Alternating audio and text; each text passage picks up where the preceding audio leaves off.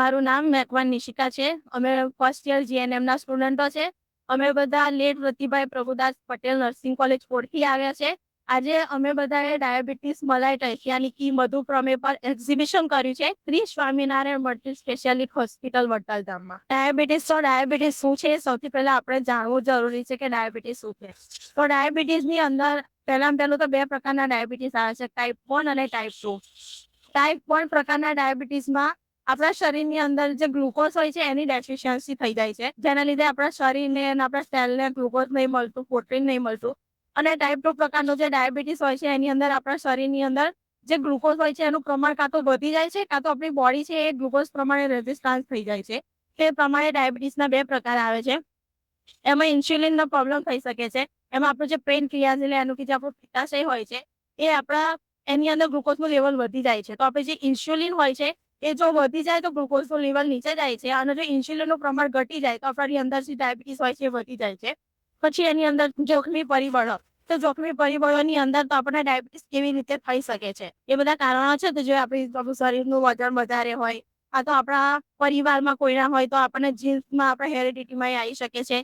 પછી બેઠાડું જીવન જીવતા હોય, કોઈ આપણે કસરત ના કરીએ, કોઈ કામ ના કરીએ, ઘરના ઘેર બેસી રહીએ, એવું હોય એવામાં થઈ શકે છે. એના લક્ષણોમાં આપણને વારંવાર પેશાબ કરવો, પછી વારંવાર તરસ લાગી, આપણી કિડની જે હોય છે આપણા શરીરની અંદર ગ્લુકોઝનું પ્રમાણ વધી જાય છે તો આપણી કિડની છે તુરંત કામ કરવાનું ચાલુ કરે છે. શરૂઆતમાં તે ઝડપી જે ગ્લુકોઝ હોય છે એના ફિલ્ટર કરવાનું કામ કરે છે. શરૂઆતમાં એનું કામ ઝડપી હોય છે, પણ જેમ જેમ આપણી અંદર ગ્લુકોઝ વધે છે એમ કિડનીનું કામ ધીરું થાય છે, અને જે પ્રોટીન હોય છે કિડનીમાંથી લીકેજ થવાનું શરૂ થાય છે, અને ધીરે ધીરે કિડની ફેલ થઈ જાય છે. અને જે ગ્લુકોઝ હોય છે એનું ફિલ્ટ્રેશન થઈ નથી શકતું, એના લીધે આપણને વારંવાર પેશાબ આવે છે અને વારંવાર ફ્લુઇડનું આપણે શરીરની અંદરથી નીકળી જાય છે.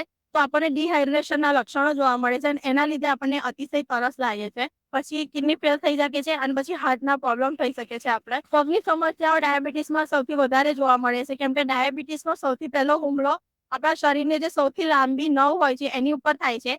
અને આપણા શરીરની સૌથી લાંબી નવ છે આપણા પગમાં આવેલી હોય છે. તો સૌથી પહેલા આપણા પગની નવ ડેમેજ થાય છે, અને એવું થતા જે ન્યુરોપેથી છે એના લક્ષણો જોવા મળે છે કે સૌથી પહેલા તો આગળ બ્લડનું સર્ક્યુલેશન ઓછું થઈ જાય છે. તો આપણને કોઈ ચોટ લાગે યા કોઈ ઘાવ પડે, કોઈ સ્ક્રેચ પડે તો આપણને ખબર નથી પડતી, અને એની ઉપર ધીરે ધીરે બેક્ટેરિયા ગ્રો થાય છે. અને અગર બ્લડનું સર્ક્યુલેશન ના થવાથી જે હીલિંગ હોય છે એ બહુ ઓછું થાય છે, અને એના લીધે જે આપણો ઘાવ હોય છે વધી જાય છે, અને ધીરે ધીરે વધતો જાય છે, અને એવી રીતે આપણા પગના પ્રોબ્લેમ થાય છે. પછી ગ્લુકોઝના લેવલ જે વધુ હોય છે એના લીધે બધું જે ફ્લુઇડ હોય છે આપણા આંખના લેન્સ હોય છે ત્યાં આગળ જમા થાય છે. તો આપણું જે વિઝન હોય છે એના જે રિફ્લેક્ટ કરવાની જે પ્રક્રિયા હોય છે એ ઓછી થઈ જાય છે, અને આપણું વિઝન છે એ બ્લડ થઈ જાય છે. ડાયાબિટીસ આ શરીરને પૂરી રીતે અસર કરે છે, અને એના માટે આપણે સારો એવો સંતુલિત આહાર લેવો જોઈએ, કસરત કરવી જોઈએ, બેઠાડું જીવન ના જીવવું જોઈએ, અને રેગ્યુલર આપણું જે બ્લડ શુગર હોય છે એનું આપણે મોનિટરિંગ કરવું જોઈએ. જય સર્વનારાયણ.